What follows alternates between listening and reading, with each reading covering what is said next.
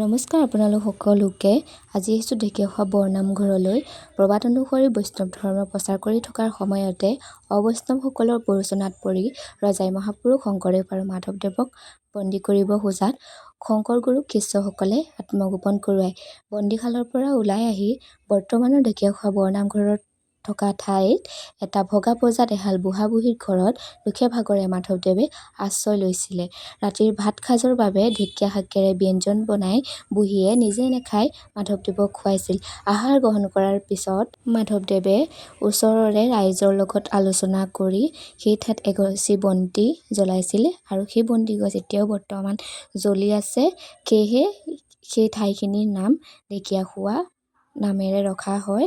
আৰু আমিও তেনেকৈ আজি যিহেতু পবিত্ৰ ভাদ মাহ এতিয়া চলি আছে, সেয়েহে আমি আহিলোঁ নামঘৰলৈ আৰু প্ৰতি বছৰে আহি থকা হয়। আৰু আমি তেনেকৈ শৰাই আগবঢ়ালোঁ, বহাই চাকি বন্তি দিলোঁ, দি চাহ খালোঁ আৰু মাধৱদেৱে ভৰি ধোৱা এইভাগ মুহা চালোঁ, খুব ধুনীয়াকৈ ৰাখি থোৱা আছে, আপোনালোকো আহিব। তাৰপিছত আমি আহিলোঁ এই ফিচাৰীৰ পাৰলৈ, তাত খুব ধুনীয়াকৈ মাছ চাছ আছিলে। এই নামঘৰ ভাগৰ বিষয়ে মই যিমানখিনি জানো আপোনালোকক মই ক'বলৈ চেষ্টা কৰিছোঁ, আৰু কিবা যদি মোৰ কোৱাত ভুল হৈছে আপোনালোকে মোক কমেণ্ট বক্সত জনাই দিব। আৰু আজিলৈ আহিছোঁ, বাই।